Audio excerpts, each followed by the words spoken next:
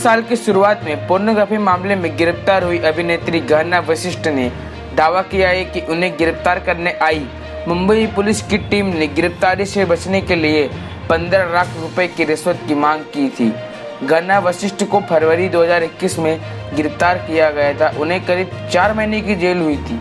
31 जुलाई को बातचीत के दौरान गहना वशिष्ठ ने मुंबई पुलिस पर यह आरोप लगाया कि उन्हें गिरफ्तारी से बचने के लिए मुंबई पुलिस की टीम ने 15 लाख रुपए की मांग की थी। अभिनेत्री गहना वशिष्ठ ने इस मामले में 2 आरोपियों के बीच एक व्हाट्सएप चैट का भी हवाला दिया, जिनकी पहचान यश ठाकुर उर्फ अरविंद कुमार श्रीवास्तव और तानवीर हसमी के रूप में हुई है। गहना वशिष्ठ ने कहा कि इस चैट से पता चलता है कि दोनों 8 लाख रुपए की व्यवस्था कर रहे थे। गहना ने कहा ऐसा इसलिए है क्योंकि पुलिस ने पैसे की मांग की थी। आइए देखते हैं वीडियो में कि गहना वशिष्ठ द्वारा मुंबई पुलिस द्वारा मांगे गए 15 लाख की रिश्वत को लेकर क्या कहा गया। आप लोग ये सुन ही रहे हैं, काफ़ी सारी बातें आज भी बाहर आई हैं। मैं उन्हें क्लैरिफाई करने के लिए अभी लाइव आई हूँ, क्योंकि सुबह से मैं काफ़ी ज़्यादा बिजी चल रही थी। मेरा क्लैरिफिकेशन हम लोग 1 बाय 1 देते हैं, ठीक है।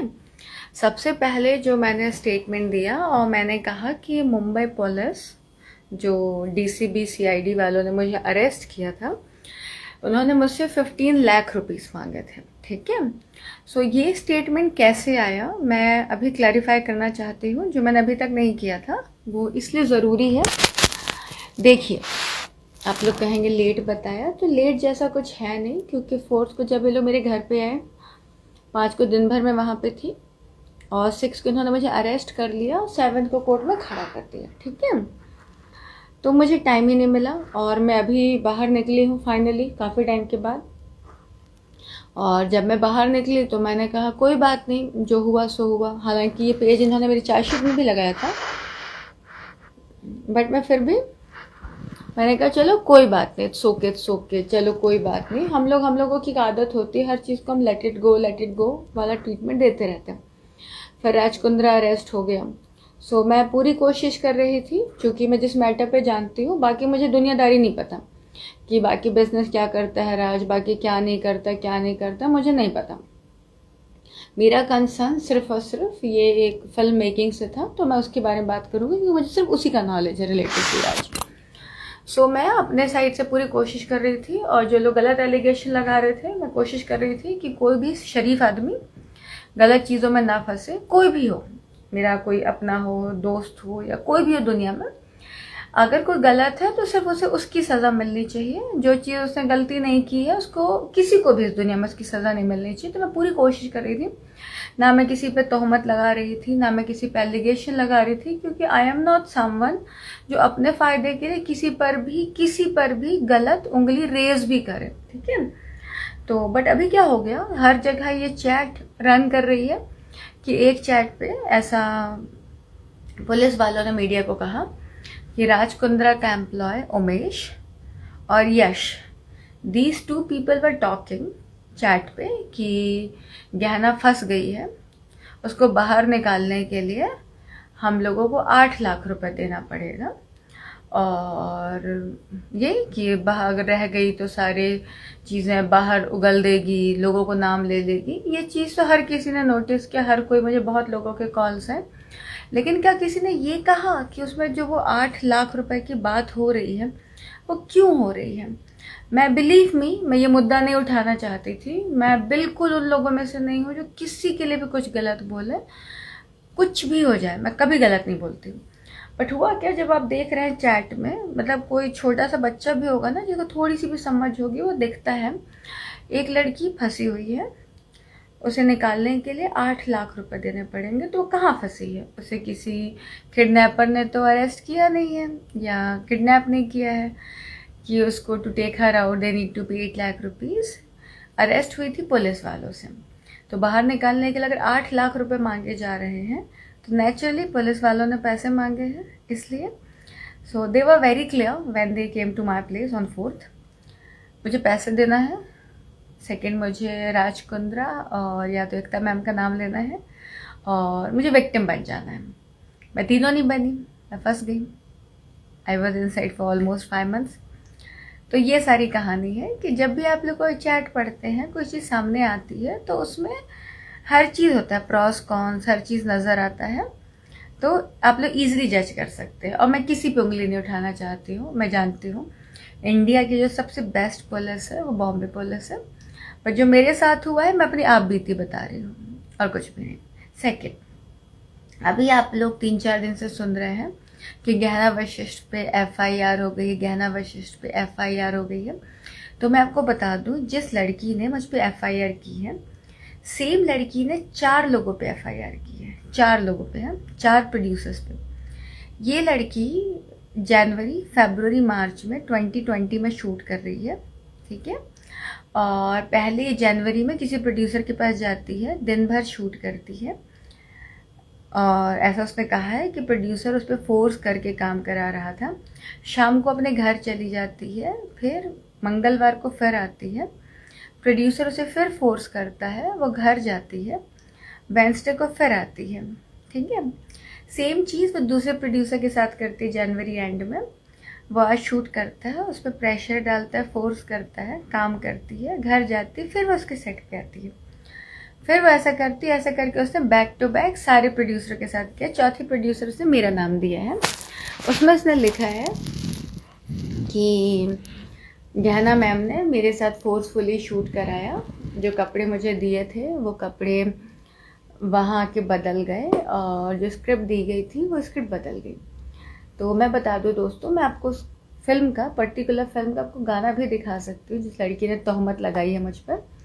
तो मैं बताऊँ, पहले दिन लड़की आती है शूट पे, जैसा लड़की का कहना है कि वो लड़की के पास मतलब जो कपड़े दिखाए गए थे वहाँ सेट पे अचानक से बदल गए। तो मतलब या तो बंदी खुद कपड़े लेकर आई है, क्योंकि शूट पर से जितने कपड़े पहने हैं सारे कपड़ों की प्रॉपर फिटिंग है, ठीक है।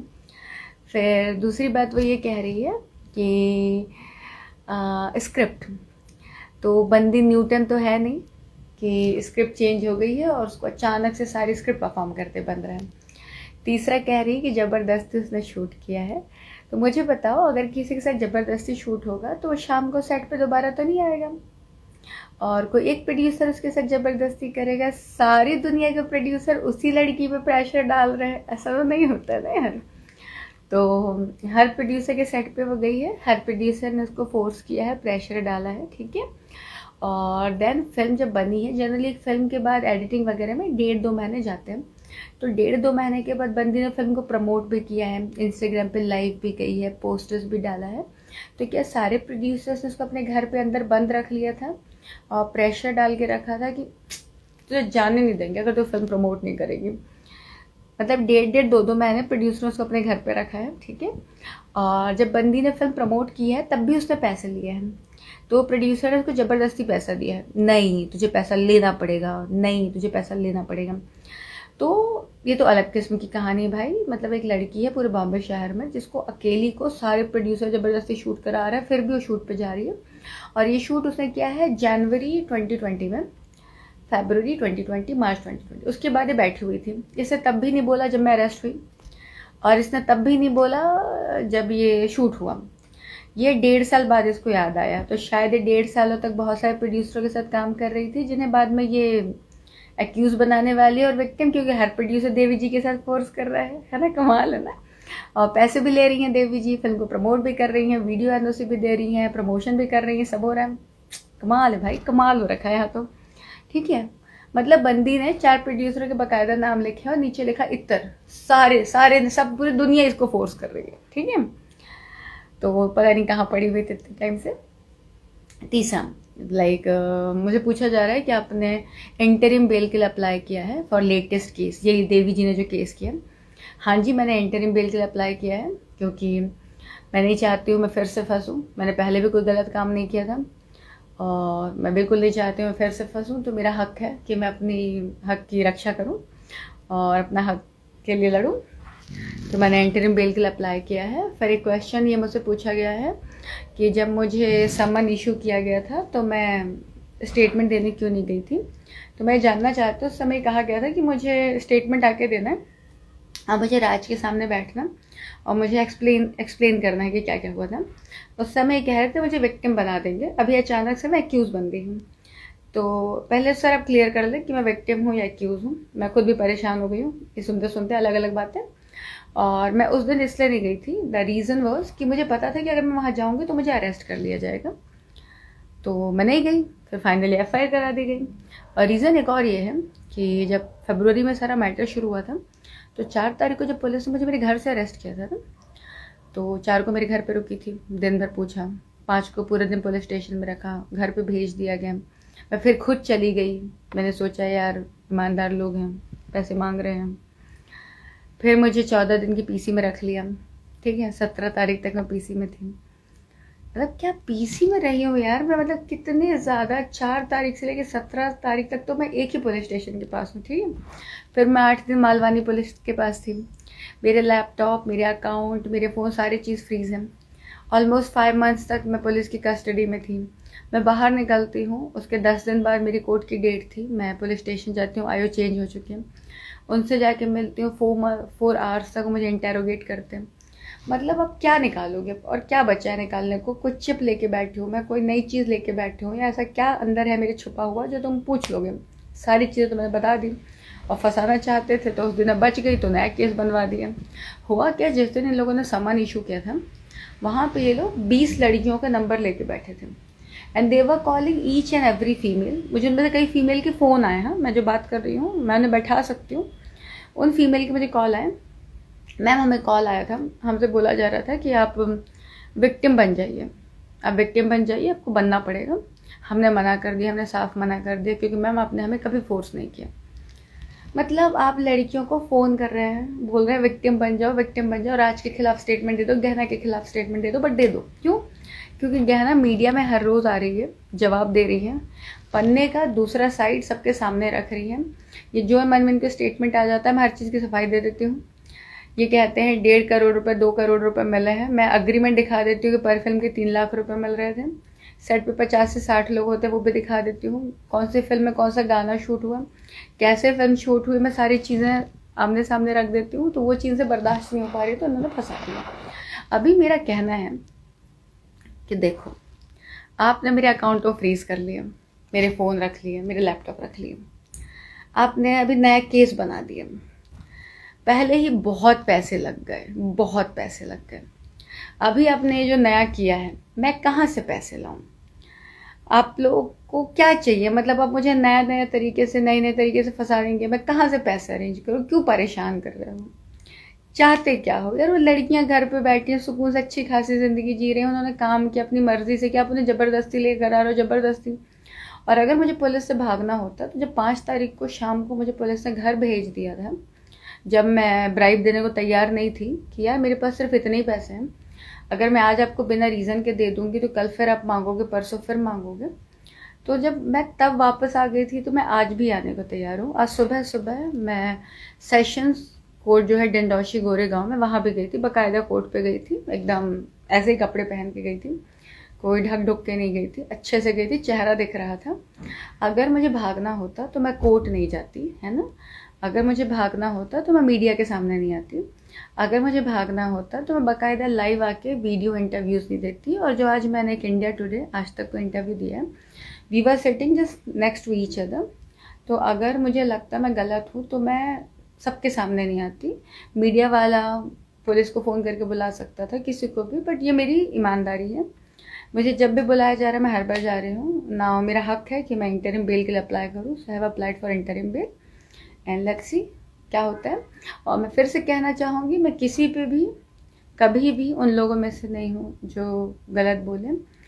मैं जब अरेस्ट हुई थी मेरे घर से, ये जितने भी आर्टिस्टों के नंबर इनके पास है, जो भी लड़कियां आ रही हैं सामने, इन सब के नंबर, इन सब के कॉन्टैक्ट नंबर मैंने दिए। मैंने इन्हें सबके एड्रेस सब कुछ दिए। अगर मैं भागना चाहती तो मैं हरकत नहीं करती। एंड ये क्लैरिफाई मैं इसलिए यहाँ पे कर रही हूँ क्योंकि अगर आज मैं नहीं बोली तो फिर मुझे कभी नहीं मिलेगा बोलने को। ये टाइम है जब मैं बोल पा रही हूँ, क्योंकि जब मुझे अरेस्ट किया गया था तब मुझे बोलने का मौका नहीं मिला, तभी मुझे मिल रहे हैं। तो मैं बताना चाहूँगी, आप लोग जो रोज़ सुन रहे हैं ना कि आप लोग मुझे पोस्ट करते हैं कि गहना क्या ये सच है, सो दोस्तों, use your brain. Shooting set पे किसी का रेप नहीं होता, किसी के साथ फोर्स शूट नहीं होता। और मैं लड़का नहीं हूँ कि मुझे लड़की के शरीर को देखने में बहुत अच्छा लगेगा। तो वही शूट होता है जो रिलीज़ करना होता है, कोई मैनिपुलेशन नहीं होती।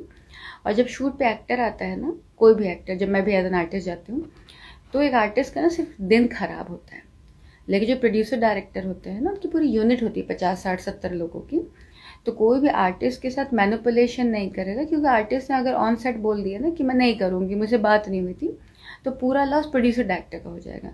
तो प्रोड्यूसर डायरेक्टर पहले से क्लैरिफाई करके, कॉस्ट्यूम ट्रायल लेके, स्टोरी के 5-6 बार नरेशन लेकर, समटाइम्स प्रॉपर सब एक्टर्स को बैठा कर रिहर्सल करा के 5-6 बार पूरी चीज़ों को करके फिर सेट पे लाते, क्योंकि बजट बहुत कम होता है, ज़्यादा रीटेक के लिए टाइम नहीं होता, कैमरा बड़ा होता है, लाइट्स बहुत हैवी होती है, लोकेशन बहुत महंगी होती है। तो किसी किस्म का मैनिपुलेशन नहीं होता।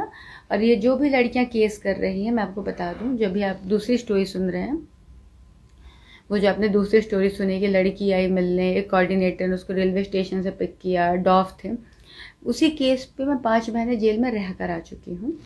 तो ये जो लड़कियां हैं ना, इनके इंटरनेट पे ऐसे बल्क ऑफ पॉर्न वीडियोस पड़े हुए हैं, और ये हर प्रोड्यूसर डायरेक्टर के साथ वही करती हैं।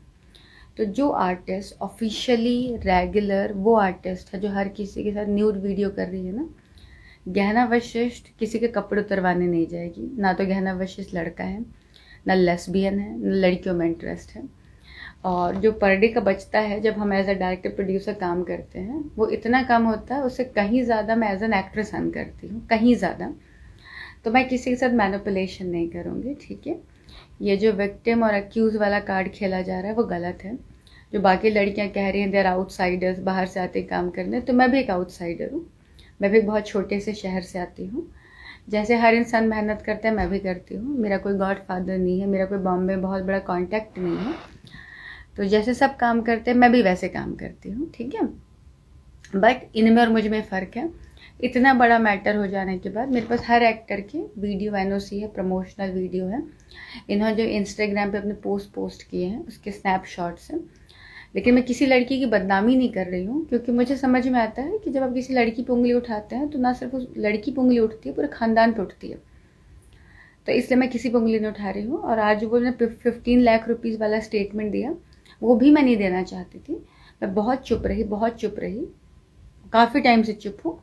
लेकिन जब बातें हो रही हैं कि गहना गहना गहना गहना 8 लाख 8 लाख 8 लाख, तो थोड़ा सा ब्रेन यूज़ करिए। और चैट पर क्लियरली लिखा है कि गहना वशिष्ठ को बाहर निकालने के लिए 8 लाख रुपए देना पड़ेगा।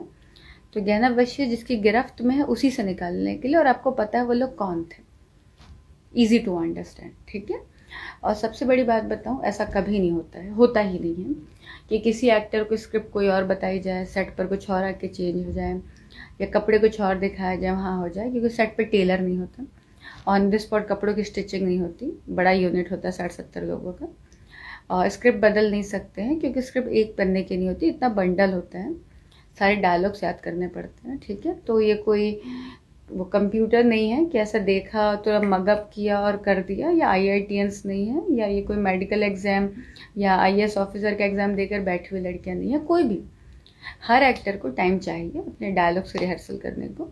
तो जो भी बातें आप सुन रहे हैं, सारी फेक बातें सुन रहे हैं, उनके पीछे कोई लॉजिक नहीं है। और फाइनली आज मैंने अपनी चार्जशीट की कॉपी मीडिया को दे दी है, जिस पर क्लियरली लिखा हुआ है कि 6 तारीख को इन्होंने मुझे इंक्वायरी के लिए बुलाया, और देन दे हैव अरेस्टेड मी। जो कि अभी तक ये लोग मीडिया को बोल रहे थे कि 4th को they have picked me up from sets जहाँ पे कोई पॉर्न फिल्म का शूट हो रहा था। सो मेरा कोई लेना देना नहीं था उन चीज़ों से।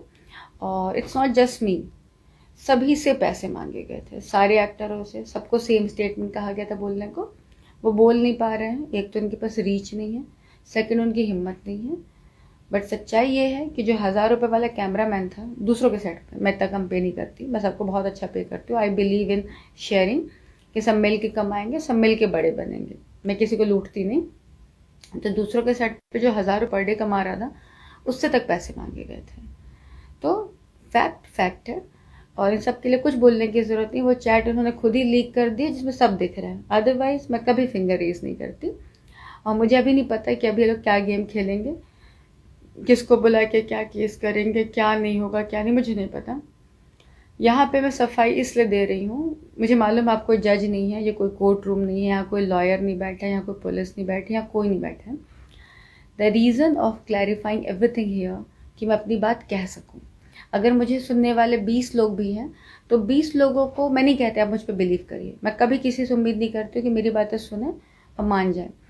आप लॉजिक्स देखिए, आप हर चीज़ पे देखिए, इंटरनेट पे भरे पड़े हैं बहुत सारे बिहाइंड द सीन वीडियोस, उनको देखिए, आपको समझ में आएगा।